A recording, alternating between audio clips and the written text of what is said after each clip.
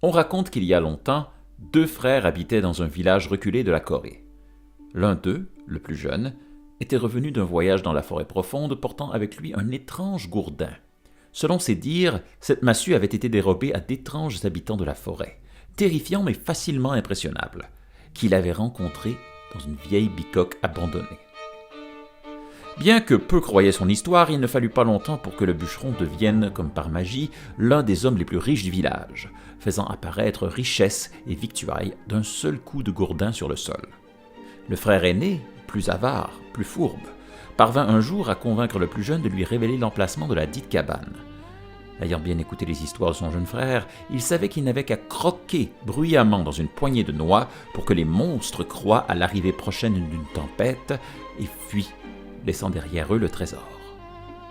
Mais lorsqu'il trouva la vieille ruine et entendit les rires distordus de ses habitants, il n'eut guère le temps de mettre son plan à l'œuvre. « Le voilà, celui qui m'a volé ma Bang Mangi. Il a encore des noix plein la bouche, le fourbe. » Et c'est ainsi que pendant toute une nuit, le cupide bûcheron devint le nouveau jouet préféré des Dokebi. Et bienvenue tout le monde, bienvenue pour Les Monstres dans le placard, saison 6, édition 2026! Wouhou! Hey, 101e épisode, toi, Euh, chose. on est un peu plus que 101. On Un a fait 102e ou 103e, je ne sais toujours pas compter après 6 ans. C'est ça que ça veut dire. on est quand même rendu à. En fait, on est plus loin que j'espérais qu'on puisse se rendre. On est vraiment au-delà de mes attentes en termes de longévité d'émission. Et vous savez quoi? On a eu notre réunion annuelle pour savoir de quoi on allait parler cette année en se disant, ah, pour moi, on a fait le tour. Et non, À on a chaque, encore. à Oui. chaque année, on se dit ça va être impossible de trouver 12 monstres et à chaque année, on en a trop.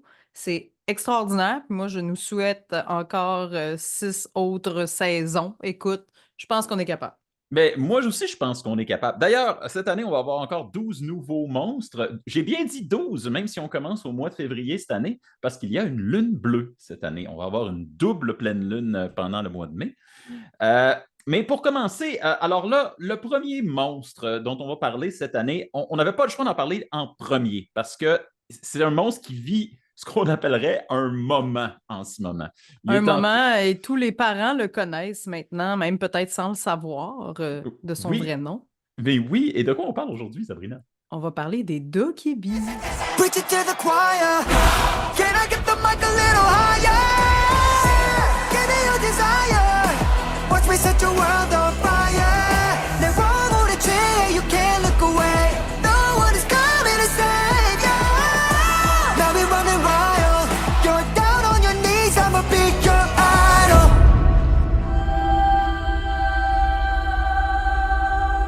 Les Dokebi! Alors, si vous avez entendu ce mot dernièrement, il y a de fortes chances que vous ayez écouté le K-pop Demon Hunter sur Netflix, car ce phénomène mondial a popularisé ce monstre-là, le Dokebi, qui est un gobelin ou un esprit traditionnel coréen et que je ne connaissais pas avant que le K-pop Demon Hunter m'introduise au sujet.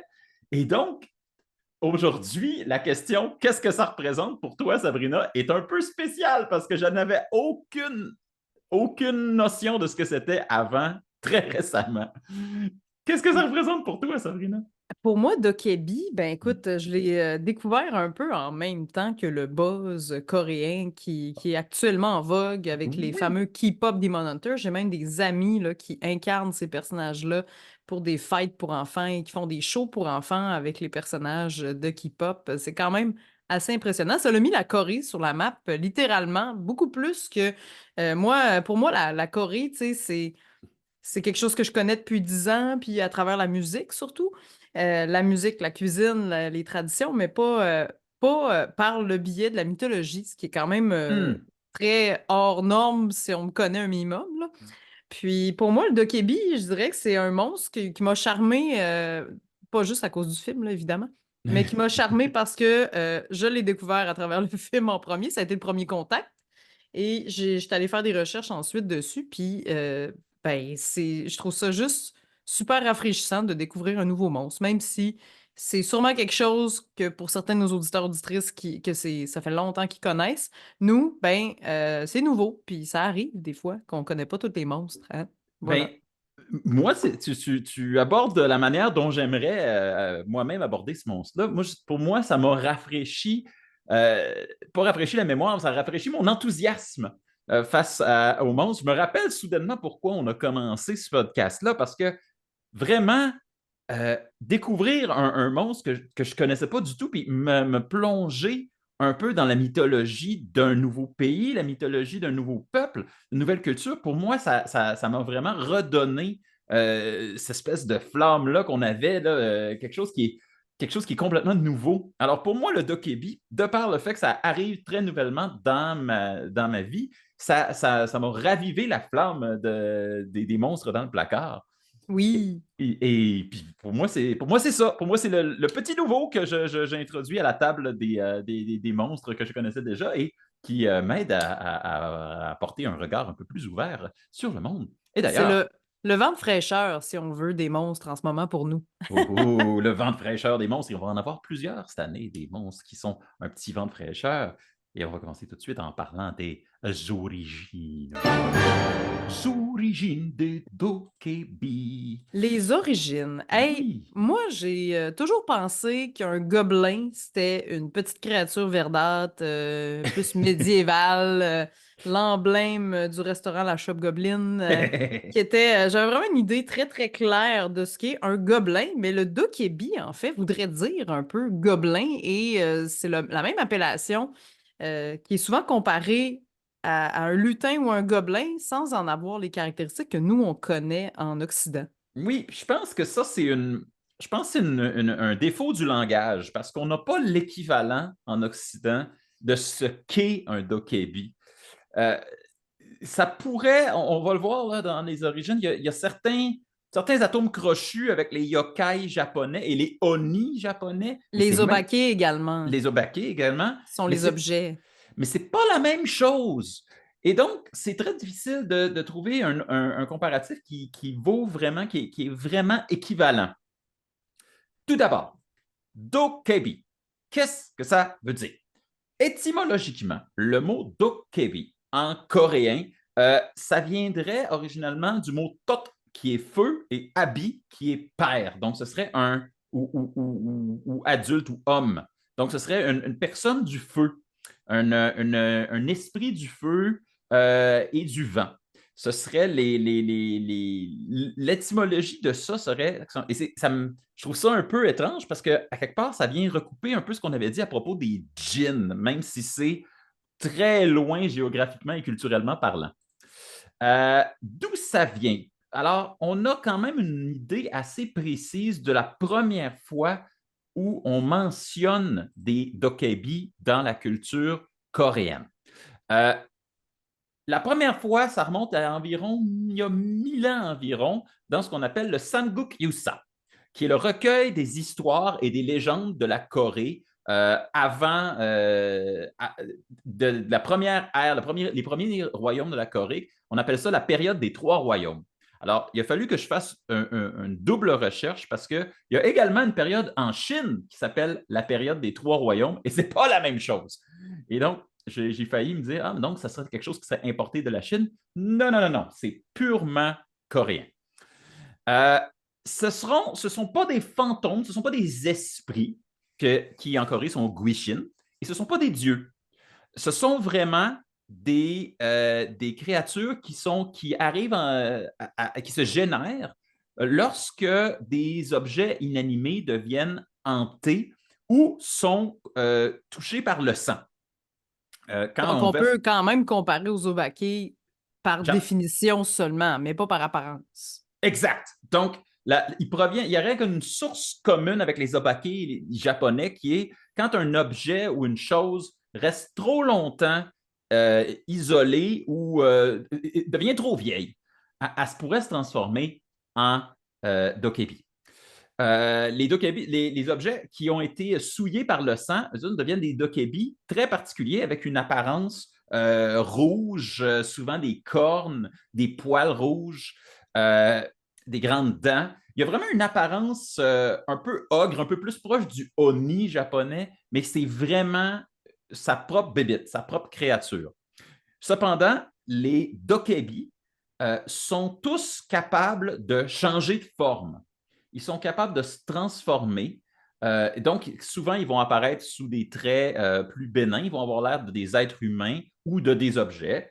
Mais quand ils deviennent leur vraie forme, quand ils prennent leur vrai aspect, alors là, c'est vraiment le poil, les cornes, les dents. Et parfois, ils ont des caractéristiques, par exemple, avec seulement un œil, seulement une jambe. Oui. Donc, ça, c'est quand même... c'est ça. Il y a plein d'apparences. Alors, si votre introduction au Dokebi, c'est K-pop Demon Hunter, peut-être que vous pensez que les Dokebi, c'est vraiment des êtres malfaisants et qui veulent apporter la malfortune, l'infortune et la demise, la chaos chez les êtres humains. Mais dans les faits, ils ne sont pas si méchants que ça dans la mythologie coréenne.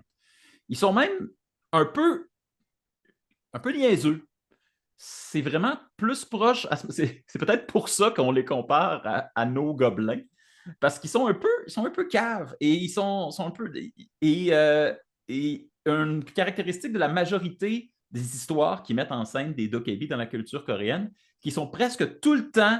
euh, le personnage principal de l'histoire va presque tout le temps les déjouer ou user de ruses pour les contourner. Puis des C'est fois, ils un sont. peu c'est un peu la Team Rocket des monstres coréens, tu sais. Genre, ils sont pas très bons, mais sont malicieux dans le sens de c'est des tannants, c'est C'est des des fauteurs de troubles. farceurs, des fauteurs de troubles, mais des farceurs, un peu comme plus des enfants, mais ils sont pas Oui, forcément les plus brillants pour comme c'est jouer. ça. Puis C'est il ça. y a plein de. Bon, j'ai découvert quand même quelques petites histoires où on trouve une manière, les gens trouvent une manière non seulement de déjouer des dokapis, mais aussi de se rendre riches avec. Il y a entre autres une légende où un monsieur un homme qui vivait tout seul à la montagne, a commencé à sortir de la nourriture. Puis là, il y a un dokabi qui venait manger chez eux.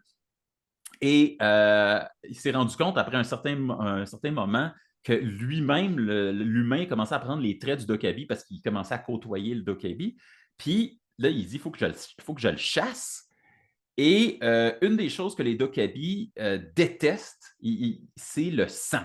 Le sang, les chevaux, ils n'aiment pas ces affaires-là. Et il a demandé au dokabi, de quoi tu as peur dans la vie? Et le dokabi dit, ah, moi, j'aime pas le sang. Et le monsieur a dit, ah, moi, ce que je déteste, c'est l'argent. J'ai peur de l'argent. Et donc, je m'en tiens Euh, loin, c'est pour ça que je suis dans la montagne.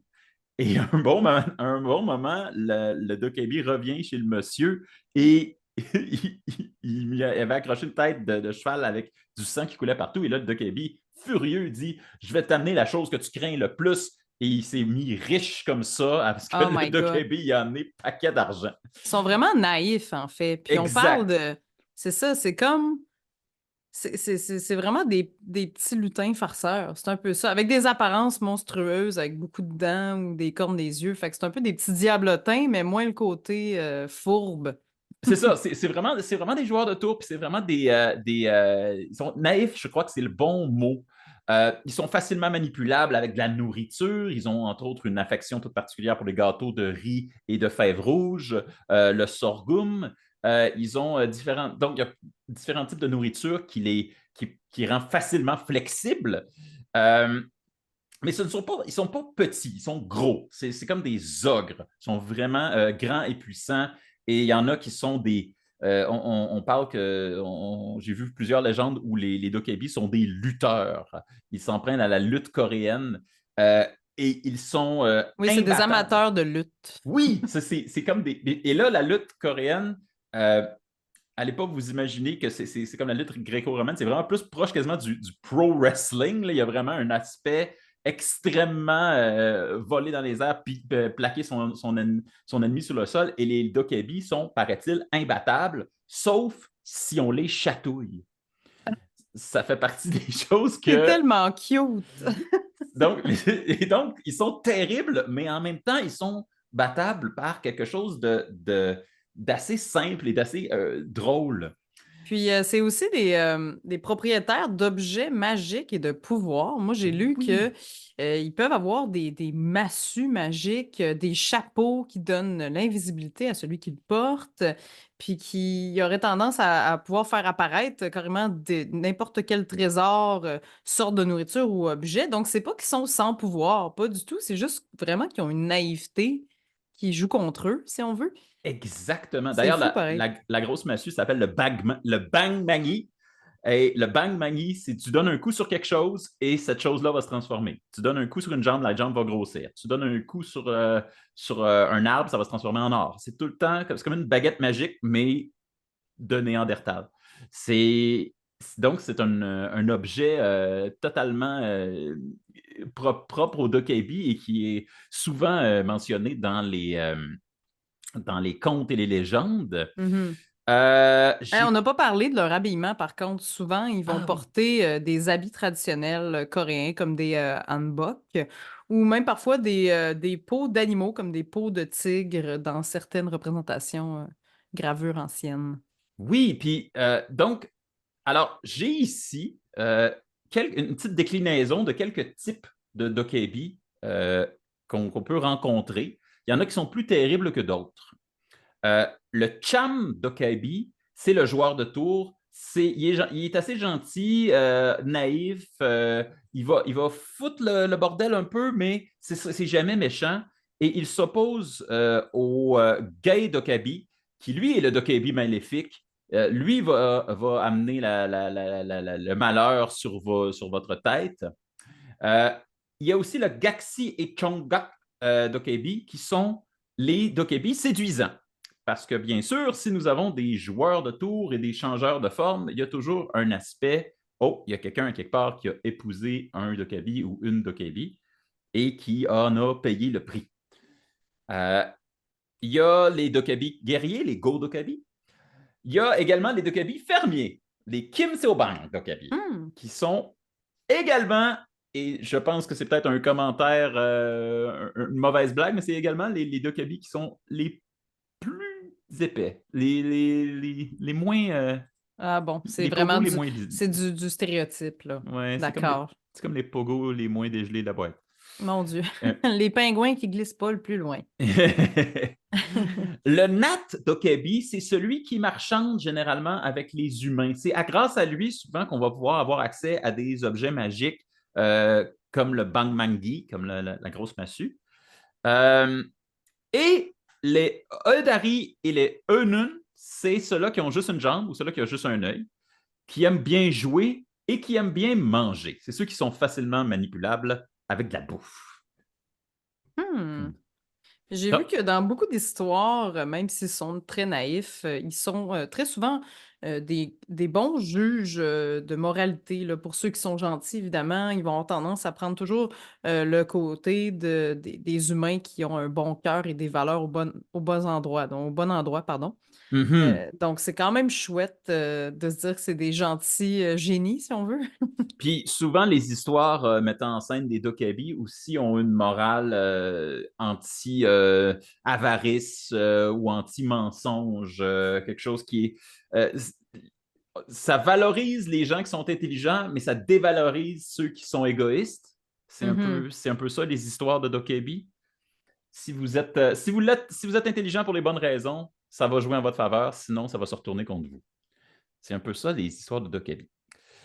Et donc, moi, sachant ça, découvrant ça, ça m'a intéressé de savoir comment ces créatures-là reflètent un aspect coréen, un aspect typiquement coréen, parce qu'ils sont très différents des esprits plus chinois ou même des esprits japonais. Il y a quelque chose qui est proprement coréen là-dedans. Et là, je me suis intéressé à d'où provenaient ces histoires-là et en quoi elles reflétaient les valeurs coréennes. Et c'est là Oh. qu'on basculerait dans la science. Et là, je l'aborde dans l'aspect science, mais on s'entend, c'est plus quelque chose de culturel que quelque chose de scientifique. Euh, je ne sais pas si tu connais, ma chère, le Pungsu. Non? Pungsu. Alors, le Pungsu, c'est l'équivalent coréen du Feng Shui chinois. Mais le Pungsu, littéralement, se traduit par le vent et la mer, le vent et l'eau. Euh, et c'est l'espèce de géomancie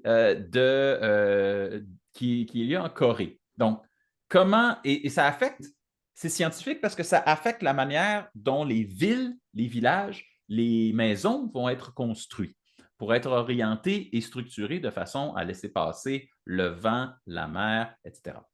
Alors, pourquoi je fais la connexion avec la science et pourquoi je fais la connexion avec les dokebi?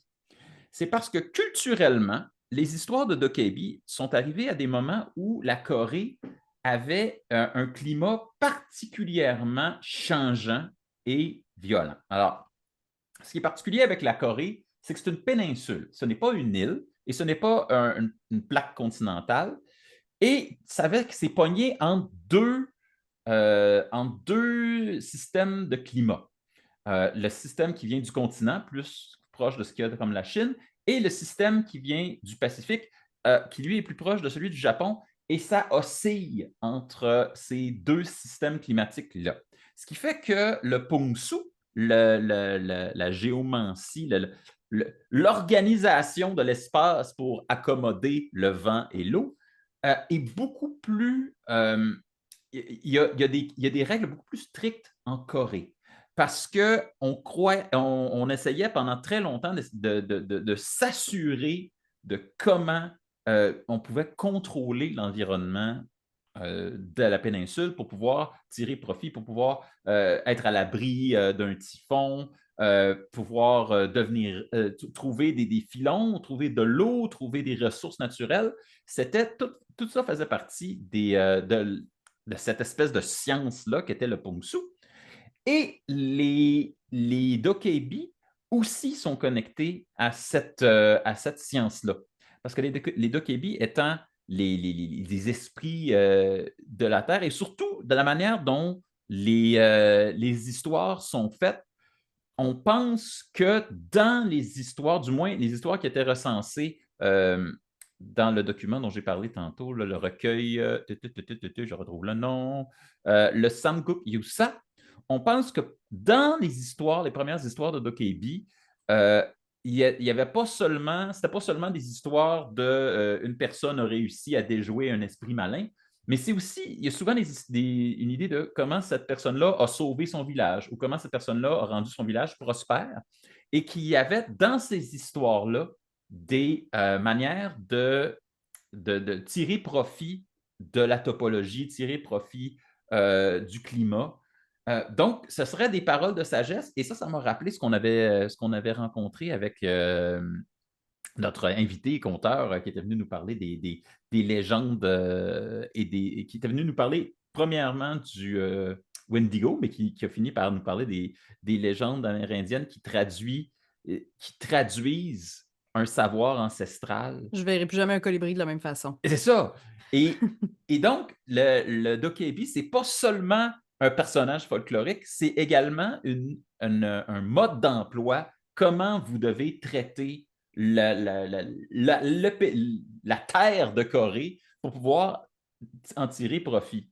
Et les choses qui sont des leçons sociales, comme ne pas faire dans l'avarice, et aussi ne pas laisser les choses traîner trop longtemps, ça fait partie des manières de guider la société.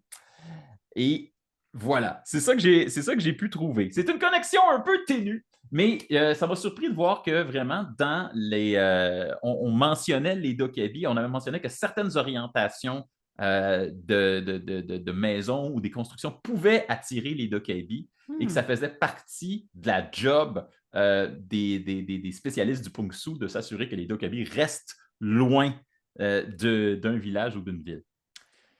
Voilà. Ben, c'est super intéressant, bravo. Moi, je n'aurais pas pensé qu'on en arriverait là dans nos recherches. C'est super. Ça me fascine tout le temps de savoir comment le clivage se fait entre la culture et la science. Puis il y a une certaine zone grise où les choses, dans les connaissances scientifiques émergentes qui ne sont pas encore des vraies sciences, il y a toujours un aspect folklorique ou un aspect, c'est ça, une histoire qui l'entoure qui fait la connexion entre les deux. Et moi, ça m'intéresse beaucoup, ces espèces de sciences-là. Bien sûr, les Dokkebi sont présents dans toutes sortes d'œuvres depuis des lunes, donc la littérature, les croyances traditionnelles de la Corée, Oui. notamment les récits folkloriques. Donc, on peut quand même les voir un peu partout, jusque bien avant aujourd'hui. Oui, et Mm. j'ai on a regardé plusieurs histoires, plusieurs livres traditionnels. Il y a également des livres plus modernes, là, comme ici j'ai L'oiseau qui boit des larmes, qui est une nouvelle série de livres qui met en scène des dokkabi. Il y a également des jeux vidéo. Il y en a un qui va sortir, qui est une espèce de Pokémon avec des dokkabi, qui s'appelle, je retrouve le nom, il n'est pas encore sorti, mais il s'en vient. C'est Dokevi, alors avec un V à la fin, qui s'en vient très très bientôt et qui va ressembler, c'est une espèce de Pokémon, mais avec des créatures typiquement coréennes. Mais quelque chose qui m'a intéressé, de par la présence des dokkabi dans K-pop Demon Hunter, je me suis dit, attends une minute, est-ce que c'est la première fois qu'on connecte un univers culturel avec les dokkabi? Il me semble que c'est impossible. Et je suis allé voir, et effectivement, j'ai trouvé 4 groupes K-pop qui utilisent les dokkabi soit dans une chanson, soit en tant qu'esthétique générale de leur groupe. Ah! Ce n'est pas les Saja Boys qui ont lancé l'idée d'un groupe peuplé de dokkabi. Alors, j'ai ici quelques groupes de K-pop et certains vont les connaître. Le groupe féminin CLC a lancé la chanson Hobgoblin, mais qui se traduit aussi avec dokkabi. Généralement, en Corée, quand vous voyez le mot gobelin ou goblin, on fait référence à des dokkabi. On ne fait pas référence à nos gobelins tels qu'on les connaît ici en Occident. Donc, il y a aussi le groupe ACE, Boys Band, ce coup-là, qui a lancé la chanson Goblin Favorite Boys. Encore une fois, un clip et une chanson qui fait référence au pouvoir des dokkabi de changer de forme. Et il y a le groupe Stray Kids qui, lui, a tout simplement adopté ça en tant qu'esthétique de band. Ce sont des dokkabi, donc un boys band à saveur dokkabi. Il est Même chose, un des plus connus d'ailleurs à travers le monde. des Stray Kids, exactement. Xikers aussi, même chose. Ils ont revendiqué comme les titres de dokkabi, l'esthétique dokkabi. Et donc, on voit que K-pop Demon Hunter, la K-pop et les dokkabi, c'est pas arrivé de nulle part. C'était là, c'était ambiant. Il y avait quelque chose dans la culture coréenne qui demandait à émerger à ce moment-là. Moi, je tiens à dire, j'ai un fun fact sur K-pop Demon Hunter parce que c'est sûr qu'on va pas vous recommander ce film en tant On que ne tel, peut mais pas! écoutez-le là, si vous avez envie, il est vraiment bon, pour vrai. Je sais que là, il y a beaucoup de parents qui sont plus capables d'entendre les tunes, mais je trouve ça quand même rassurant que, mettons, ma fille a le trip là-dessus parce qu'il y a des belles valeurs quand même dans le film, genre rester toi-même puis de ne pas cacher qui tu es. Mais ce qui est intéressant du film, là, je tiens à faire un petit fun fact, c'est que les chanteuses du film sont des actrices. Donc, c'est un cast coréen et ce sont des chanteuses de groupes de K-pop à la retraite qui sont considérées comme trop vieilles pour faire de la scène et de la télé, ce qui est absolument pas bon. Hein? On n'est pas nécessairement d'accord avec ça, mais c'est le fun parce que ça leur donne une opportunité de carrière et beaucoup de dividendes, j'espère, pour eux autres avec les droits d'auteur. Je me suis posé la question, qu'est-ce qui vaudrait la peine? Puis je me suis dit, allons aux sources, pourquoi pas? Parce qu'il y a beaucoup d'œuvres littéraires qu'on n'a pas nécessairement nommées, là, mais des contes et des œuvres populaires là, qui parlent des dokkaebi. Alors, je vous recommande d'aller lire donc Dokkaebi Bang Maji. C'est un conte traditionnel folklorique. Puis c'est considéré comme un conte coréen là, canonique, fait que ça vaut vraiment la peine. Puis c'est l'histoire d'un bûcheron vertueux qui trouve la masse magique d'un dokkaebi et devient riche, tandis qu'un autre personnage qui est plutôt avare rencontre le châtiment. Donc je trouve que c'est quand même à l'image des dokkaebi, ceux qui sont farceurs, mais qui sont bienveillants pour les humains qui ont un bon cœur. Donc, c'est pas mal un des contes les plus connus qui met en scène un dokkaebi dans la tradition orale et écrite, donc ça vaut la peine. J'avais annoncé avant l'émission c'était quoi ma recommandation, parce que je voulais pas que tu prennes la mienne. Et C'est correct. mais je l'ai tellement.